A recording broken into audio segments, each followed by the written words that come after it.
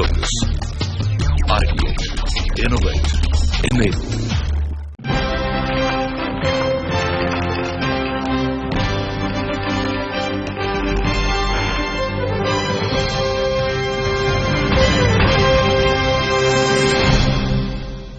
नमस्कार, बहुत बहुत स्वागत है आपका सीएनबीसी आवाज real estate award 2016 Lucknow forum में प्रेजेंटेड बाय आरआर काबिल। तो हम अपनी इस यात्रा में आज आ पहुंचे हैं लखनऊ, और जैसा आप जानते हैं कि जब हम अपने रियल एस्टेट अवार्ड्स के लिए फोरम्स करते हैं तो जिस पर्टिकुलर शहर में हम पहुंचते हैं हम बात करते हैं उसके रियल एस्टेट मार्केट की, लेकिन बात सिर्फ रियल एस्टेट मार्केट तक नहीं रुकती, बात होती है पूरे शहर के ओवरऑल डेवलपमेंट की। शहर आज किस स्थिति में है, किस तरह के कारोबार के मौके शहर के अंदर है, नौकरियों के लिहाज से शहर कहां खड़ा है, लोगों की आर्थिक स्थिति शहर के अंदर कैसी है, खुद शहर कितनी तेजी से प्रगति के पथ पर आगे बढ़ रहा है, क्योंकि ये सारी चीजें मिलकर वहां के रियल एस्टेट मार्केट के लिए एक जमीन तैयार करती है। तो आज ऐसी ही एक चर्चा, ऐसी एक शाम लखनऊ के नाम, और इस चर्चा को करने के लिए हमारे साथ लखनऊ में एक बहुत ही प्रबुद्ध पैनल है जिसमें रियल एस्टेट के बड़े जानकार, बड़े दिग्गज हमारे साथ शामिल हैं। मैं उनका तारुफ आपसे करा देता हूं। हमारे साथ हैं शहर के जाने माने बिल्डर सुमेर अग्रवाल साहब, जो कि चेयरमैन हैं लिवाना ग्रुप के, लेकिन one of the oldest group in Lucknow, जो कि रियल एस्टेट के व्यापार में और बहुत अच्छी तरीके से समझते हैं। पंकज कपूर साहब, एमडी लाइसेंस फोरास, हमारे रिसर्च पार्टनर और गहरी समझ रखते हैं रियल एस्टेट की आंकड़ों के बड़े जादूगर।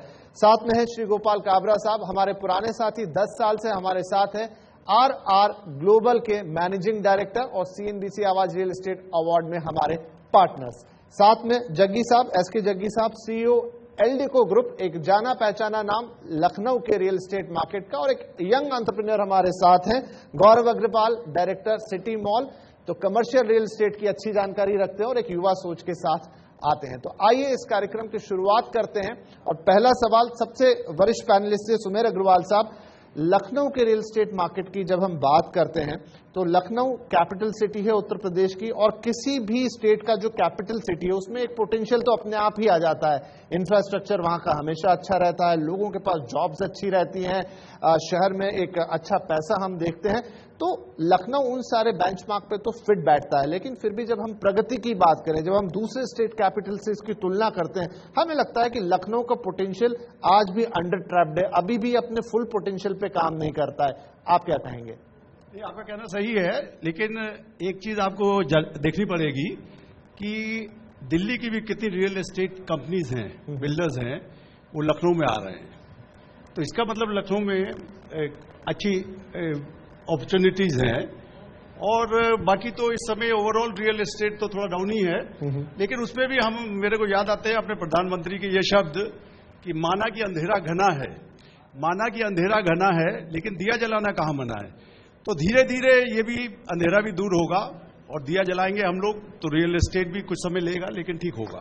अभी there is a lot of opportunities even in Lucknow market also, because what was happening कि वंस अपॉन अ टाइम जो भी इंडिया में एक आदमी सेकंड होम के लिए सोचता था वो दिल्ली की ओर जाता था, but from last many years जितना भी हमारा बिहार या पूर्वांचल का आदमी है, they are having another house in Lucknow being a capital of UP. और नो डाउट कि UP being one of the largest state of the country, Lucknow has done massive good infrastructure working over here. A lot of development has done, and even the law and order is much better. Infrastructure, light, water, all facilities are much better in comparison to any other town of UP. So people are moving towards Lucknow. So there is a lot of opportunities. But what has happened कि बहुत सारे नए नए जो projects आए वो complete नहीं हो पाए, तो जो कंप्लीट नहीं हो पाए उसका देयर इज इम्पैक्ट। अगर वो सारे प्रोजेक्ट कंप्लीट हो जाते तो मार्केट जो चलता है वो दो तरीके से चलता है, एक होता है एंड यूजर और एक होता है इन्वेस्टर। तो एंड यूजर तो आज भी मार्केट के अंदर है, इन्वेस्टर ने जो पैसा लगाया वो उस हिसाब से उसको रिटर्न नहीं मिला, प्रोबेबली उसकी डिलीवरीज नहीं हुई, तो इसलिए जो है वो थोड़ा सा market for time being affected है। But in long term we are confident that Lucknow market is going to get all sort of opportunities and appreciation and will be settled very well. Pankaj ji, यहाँ पर इन्होंने कहा कि इन्वेस्टर्स जो थे वो market से गायब हो गए। मैं लखनऊ के मार्केट को देखूं तो औसत 2,500 से 3,000 रुपए का भाव होगा। 30-35 लाख रुपए में आपको अच्छा घर यहां पर मिल जाता है। तो क्या कारण रहा? हम कुछ बड़े शहरों की बात करें तो वहां तो हमें समझ में आता है कि बहुत ज्यादा इन्वेस्टर ड्रिवन मार्केट था, लोग चले गए तो मार्केट रुक गया। लेकिन लखनऊ ऐसा शहर नहीं था। यहाँ पर एजुकेशन सेंटर है, यहाँ पर सर्विस क्लास लोग बहुत ज्यादा हैं जिनकी एस्पिरेशन है कि चलिए घर ले लूँ, 30-35 लाख सबके बजट में आ जाता है। फिर भी अगर सेल्स के आंकड़े आप हमें बताएं तो क्या कहते हैं, इस समय बाजार की क्या दिशा दिखाते हैं? ओवरऑल एस्पेक्ट्स में आंकड़ों की बात करें तो करीब 5 से 6 हज़ार यूनिट सालाना यहाँ की बिकती है, और ये इतनी बुरी नहीं है। अगर आप देखें तो लखनऊ जो है इंडिया के टॉप 15 सिटीज में आता है, और 2-3 कारण हैं कि रियल एस्टेट के बहुत ज़्यादा बूम होने का नहीं हो पाया। ये पूना की तरह काम नहीं कर पाया, जबकि इसकी करीब 29 से 30 लाख की पॉपुलेशन बेस है। उसका कारण है कि बहुत सारी सप्लाई यहाँ पे गवर्नमेंट और एलडीए की सप्लाई रहती है। दूसरा एक कारण ये है डेवलपर मार्केट के इतने ज़्यादा फ्लोरिश ना होने के कारण ये है क्योंकि सिटी बहुत ही कन्वीनियंट सिटी है। अगर आप देखिए तो आप रिंग रोड के थ्रू प्रॉपर कनेक्टिविटी है, एक जगह से दूसरी जगह पे आदमी कम ट्रैवल टाइम के हिसाब से पहुंच जाता है। तो जब बहुत ज़्यादा सिटी के अंदर कनेक्टिविटी होती है तो उसकी वजह से प्राइजेस बहुत ज़्यादा नहीं बढ़ सकते हैं। एक बात ये होती है कि जब सिटी में बहुत इनकन्वीनियंस होती है तो वहाँ पे आप देखिए प्राइजेस ज़्यादा बढ़ते हैं क्योंकि लैंड की स्कैर्सिटी हो जाती है। आदमी कम दूरी तय कर करके जहाँ रहना चाहता है, और वो चीज लखनऊ में नहीं है, और लखनऊ की एफिशिएंसी है। But real estate market overall aspects में अगर आप गवर्नमेंट सप्लाई और एलडीए सप्लाई और डेवलपर सप्लाई दोनों को देख लीजिए तो देश के टॉप के 15 शहरों में लखनऊ का नाम आज भी आता है। राइट। काबरा जी, जैसे आपने जिक्र किया था कि आपके लिए पहला मौका है लखनऊ को देखने का, तो चलिए ये जो 3 राय हमारे पास आई वो कहीं ना कहीं लखनऊ को ज्यादा समय से जानते हैं बेहतर। आपका फर्स्ट इंप्रेशन क्या रहा सिटी में जब आप थोड़ा घूमे? तो जिस तरह की कन्वीनियंस की बात पंकज जी कर रहे हैं, क्या सिटी कन्वीनियंस है?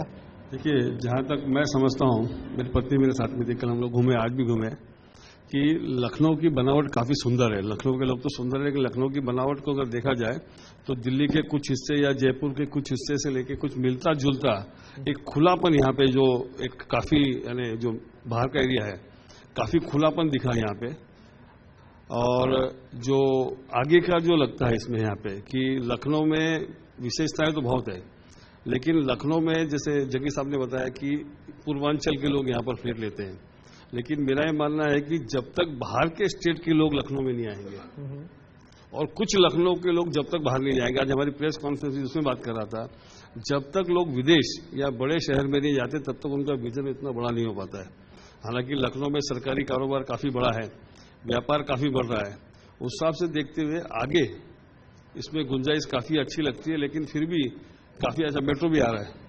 लखनऊ वाले मेरे ख्याल से 5वां या 6वां शहर होगा हिंदुस्तान में जहां पे मेट्रो चालू होने वाली है, तो उसके बाद भी काफी कुछ भौगोलिक आधार पर काफी चेंज होगा।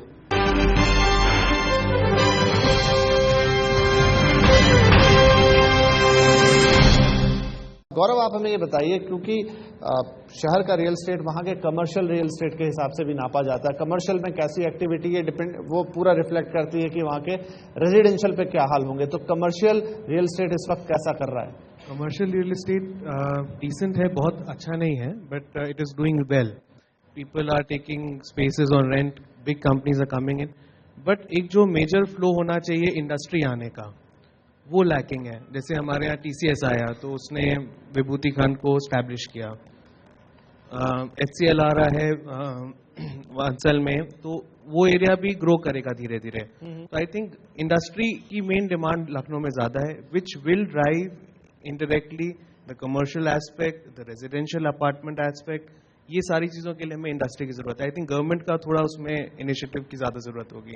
आप जिसका जिक्र कर रहे थे सर कि हाउसिंग फॉर ऑल की बात, तो चलिए ये इन्होंने जो कारण गिना है कि किस तरह का सिटी का डायनामिक्स इस समय चल रहा है कि लोग आ रहे हैं लेकिन दूसरी तरफ से लोग जा भी रहे हैं, लेकिन फिर भी मैं कहूंगा कि हाउसिंग फॉर ऑल के लिए जो आपने प्रधानमंत्री की योजना की बात की या सरकार की योजना की बात की, हाउसिंग फॉर ऑल के लिए यहाँ का रियल एस्टेट प्लस यहाँ का एडमिनिस्ट्रेशन दोनों मिलकर कैसे आगे बढ़ रहे हैं? इसमें देखिए, हम यूपी उत्तर प्रदेश सरकार ने भी समाजवादी योजना शुरू की है अफोर्डेबल हाउसिंग में, तो उसमें काफी अच्छी चीजें करी हैं उन्होंने। विकास शुल्क माफ कर दिया है, डेवलपमेंट चार्जेस जो है वो नहीं लगेंगे, तो उससे काफी फर्क पड़ता है। और उसमें जो है मेरे ख्याल से अगर 60 स्क्वायर मीटर से कम के फ्लैट्स होंगे, हाउस यूनिट्स होंगे, तो उस पर सर्विस टैक्स और इनकम टैक्स भी माफ है। ये तो सेंट्रल गवर्नमेंट की तरफ से है, तो काफी फैसिलिटीज दी जा रही हैं। और अगर उस हिसाब से थोड़ा सा ये भी है कि रियल एस्टेट बिल जब आ जाएगा थोड़ा रेगुलराइज भी हो जाएगा थोड़ा।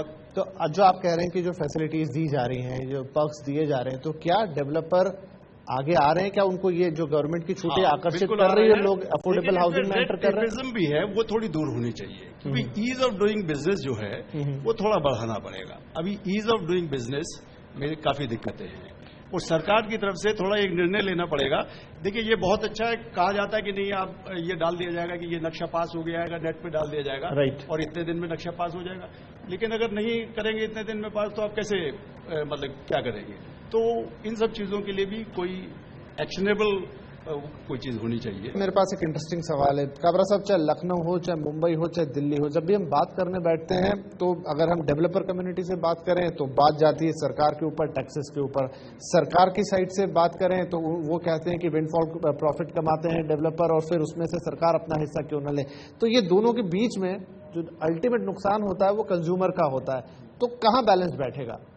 देखिए ऐसा है कि ये जो सर्कल रेट की बात की जगह सामने, ये पूरे देश की समस्या है और अपन ने हर फील्ड में हमने बात की है कि जो बम्बई में हम लोग इसको रेडी रेट बोलते हैं, आप लोग यहाँ सर्कल रेट बोल रहे हैं। सर्कल रेट का सरकार को भाव बढ़ाने के उद्देश्य से रेवेन्यू कमाने के लिए जी, लेकिन उसमें सरकार को नुकसान ज्यादा हो रहा है। इसलिए कहावत यह है कि भाव बिल्डर नहीं बढ़ा रहा, भाव सरकार बढ़ा रही है। सरकार को सर्कल रेट बार बार बढ़ाना, इसका मतलब सरकार चाहती भाव बढ़े, तो सरकार ही कंज्यूमर के अगेंस्ट में, चाहे कहीं की भी सरकार हो। और उसके कारण से जो इनकम टैक्स का नया कायदा आ गया, उसमें आज लेने वाले को भी तकलीफ है और बेचने वाले को भी तकलीफ है। ये एक बड़ी समस्या इस देश में है। दूसरी बात ये रही जो अप्रूवल में डिले है जी, अप्रूवल की जो डिले और अप्रूवल की कॉस्ट, हम सब जानते हैं कि अप्रूवल में डायरेक्ट दोनों कॉस्ट होती है, चाहे हम कोई प्लेटफॉर्म से बात करें, सच्चाई है दुनिया में, हिंदुस्तान में खास करके ये दोनों ही कॉस्ट बिल्डर की कॉस्ट को बढ़ाता है। अगर आज अप्रूवल समय मिल जाए तो हर बिल्डर कम मार्जिन में काम करने को तैयार है। सुमेर जी कुछ पॉइंट जोड़ना चाह रहे थे इसमें। एक चीज मैं और कहना चाहूंगा जी कि जो कॉस्ट बढ़ रही है, देखिए हर साल जो है development authorities 10% development charges increase कर देती है। I think it should be link to inflation. एक तो हमारी सरकार जो है और सेंट्रल गवर्नमेंट भी और प्रदेश भी चाहती है कि इन्फ्लेशन कम हो और इन्फ्लेशन को हम लोग कंट्रोल करके 4 से 6 के बीच में रखना चाहते हैं और हम 10% डेवलपमेंट चार्जेस बढ़ा देते हैं हर साल। तो ये कौन सी बात हुई भाई? It should be link to inflation. और दूसरी चीज क्या है कि होम लोन्स तो सस्ते मिल जाते हैं, लेकिन डेवलपर को जो पैसा है या बिल्डर को पैसा वो काफी ज्यादा रेट ऑफ इंटरेस्ट पे मिलता है बैंक से। तो अब जबकि रियल एस्टेट भी इंडस्ट्री में आ गया है तो they should also be provided eight reasonable rates of interest. और मेरे ख्याल से किसी भी रियल एस्टेट वाले ने एनपीए नहीं बनाया होगा, जैसे कि जितने एनपीएस इंडस्ट्री और दूसरों के थ्रू बैंक्स को नॉन परफॉर्मिंग एसेट्स बने हैं। आई डाउट वेरी मच कि if real estate any builder और एनी प्रमोटर किया तो है, लेकिन अगर आप तुलना करेंगे तो कम है और वो भी मेरे ख्याल से it can be recovered because of the property owned by the developer और द प्रमोटर। आपके पास कोलेट्रल उसका हमेशा रहेगा। जी जी, यहाँ पर चूंकि आपने एक शुरू में मुद्दा उठाया था, बहुत जरूरी है क्योंकि सारे लोग उसे सुनना चाहेंगे, वो है रियल एस्टेट रेगुलेशन एक्ट के बारे में। अब जबकि ये कानून बनने वाला है, मई में पास हो चुका और अक्टूबर तक सभी राज्यों को बना के तैयार कर देना होगा। तो यहाँ पर गौरव आप ही बताइए, क्या, क्योंकि बहुत विरोध हो रहा है इसका, इवन डेवलपर्स भी विरोध कर रहे हैं, क्या ऐसे बिल को इस देश में लाना जरूरी नहीं है? क्योंकि अभी आप सुप्रीम कोर्ट के अगर पिछले 1 महीने के वर्जन उठा के देख ले, मैं उनके यहाँ जिक्र नहीं करूंगा, न डेवलपर्स के नाम लूंगा, बहुत तीखी भाषा का इस्तेमाल किया है उन्होंने। रियल एस्टेट में बिल आना तो चाहिए, बट किस तरह का आना चाहिए ये क्वेश्चन है।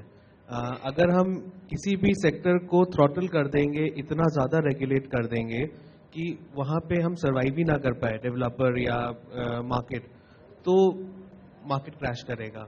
बट अगर उसको हेल्दी वे में हम लोग रिप्रेजेंट करें कि बिल्डर्स का भी उसके अंदर में लुक फॉरवर्ड रहे, इंटरेस्ट कंज्यूमर का भी लुक फॉरवर्ड रहे, तो आई थिंक ज्यादा बेनिफिट मिलेगा इस बिल का। बिल आना है, दैट्स गुड कि बिल आए, लेकिन पहले तो ये डिसाइड हो कि उसमें एक्सप्लॉयटेशन नहीं होना चाहिए। बेसिकली जो भी नई चीज आती है वो कहीं ना कहीं एक्सप्लॉयट करती है। मैं मानता हूं कि चलिए कुछ एक दो बिल्डर फ्लॉप हो गए या कुछ बिल्डर फ्लॉप हो गए, लेकिन एटलीस्ट सबको एक तरीके से नहीं देखा जा सकता। पर सर जो दिक्कतें हैं वो तो सबसे बड़े नाम है देश के। नहीं, मैं बताता हूँ कमिंग टू दैट। दूसरी बात, अगर बिल आएगा तो वो आज से आना चाहिए, जो इन्फोर्स होता है आज से, उसमें पुराने प्रोजेक्टों को नहीं लेना चाहिए, क्योंकि अगर उसमें उस वक्त ये डिसाइड आदमी कर पाएगा कि हमें आगे कैसे करना है, क्या करना है। शायद आने वाले 2-3 महीनों में हम देखेंगे जब ये बिल इंप्लीमेंट हो जाएगा कानून बन के अलग अलग, क्योंकि केंद्र का एक मॉडल आएगा, राज्य उस पर अपने अपने कानून बनाएंगे, दिसंबर तक सबको बनाना है, उसके बाद एक परिवर्तन आता हुआ देखेंगे। बहुत जो महत्वपूर्ण टॉपिक था, आप लोगों से सवाल जवाब शुरू करने, लेकिन संक्षेप में उसे भी टच करेंगे, और वो है स्मार्ट सिटी को लेके।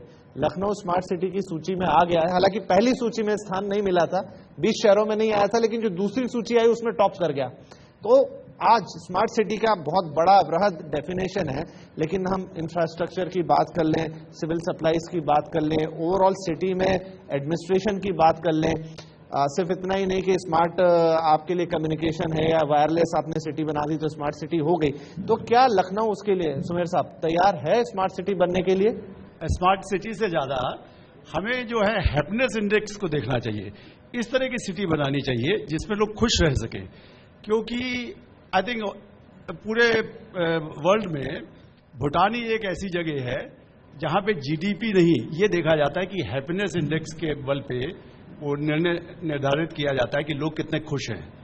तो अगर जीडीपी से होता, देखिए जीडीपी तो बहुत से रिच लोग हैं जो ज्यादा कमाई करते हैं उनकी वजह से, लेकिन ओवरऑल पब्लिक को क्या फायदा हो रहा है? अगर आप हाउसिंग फॉर ऑल की बात कर रहे हैं, जो आज का हमारा टॉपिक भी है, तो हमें सबके लिए देखना पड़ेगा।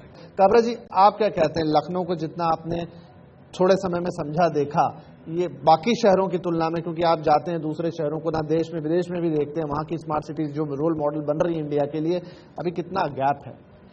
देखिए, स्मार्ट सिटी में एक देखा जाए तो स्मार्ट सिटी का रियल में खाली बीज बोया गया है, अभी इसका तो फल और अपना सब होना बाकी है। लेकिन बाकी जगह जिस ढंग से बात की, क्योंकि स्मार्ट सिटी के लोग काफी आते हैं मिलने को, लोगों ने कंसर्न बनाया दिया कम मौसम का, क्योंकि हम लोग कार पार्किंग बिजनेस में, तो इसलिए मॉडल के हिसाब से वो लोग हमसे बातचीत करने के लिए आते हैं। तो सबसे पहले स्मार्ट सिटी, देखिए इंटरनेट, सबको लगता है स्मार्ट सिटी आने का वाईफाई हो जाए और स्मार्ट सिटी हो जाए। See WiFi is a one part of the life, उसके लिए सरकार को ज्यादा काम करना नहीं है, वो अपना टेलीफोन कंपनी अपना उसको आराम से कर लेगी। लेकिन सबसे पहले होता है इसमें स्मार्ट मूवमेंट हो, स्मार्ट टॉकिंग हो, सब लोगों की स्मार्टनेस फ्रॉम छोटे से लेकर बड़े तक स्मार्टनेस होनी चाहिए। लेकिन स्मार्ट सिटी में सबसे ज्यादा तो ध्यान रखना चाहिए, जो मेरे को आज जो मैं लखनऊ घूमा या जो 20 दिन पहले हम लोग इंदौर में थे, तब ये लगा कि जो ओरिजिनल शहर है उसको कैसे बचाया जाए, क्योंकि सबका फोकस आज सिटी के बाहर जो प्रोजेक्ट आते हैं वो बड़े स्मार्ट हो जाते हैं। लेकिन अगर जैसे अगर लखनऊ को बचाना है, आज जो प्रेस कॉन्फ्रेंस में बात की थी, तो जितनी मेन सिटी है, जितनी दुकानें हैं, जो छोटी छोटी दुकानें हैं या होलसेल मार्केट है, वो एरिया को स्मार्ट बनाना बहुत जरूरी है। वही लखनऊ की बेसिक बुनियाद इकोनॉमिकल होगी, वरना सारे के सारे मॉल में चले जाएंगे, मॉल में सारे ब्रांडेड लोग आते हैं या अभी फॉरेन ब्रांड्स काफी आने वाले हैं, तो हमारे देश की इकोनॉमी की इससे हाल खराब हो सकती है। वास्तव में अगर लखनऊ को बचाना, तो जो ओरिजिनल लखनऊ है, वहां की पार्किंग समस्या, वहां की ट्रैफिक समस्या को समाधान करके ही, क्योंकि ये बेसिक बुनियाद लखनऊ की हमेशा के लिए रहने वाली है, इसको ध्यान में रखते हुए स्मार्टनेस करनी चाहिए। सरकार ने लखनऊ के लिए जैसे 225 करोड़ रुपया पार्किंग के लिए दिया है। मेरा ये मानना है कि जितना स्मार्ट सिटी का बजट है, उसका कम से कम 10% जो पैसा है वो पार्किंग के लिए इसलिए देना चाहिए ताकि उससे ट्रैफिक समस्या भी खत्म होती है।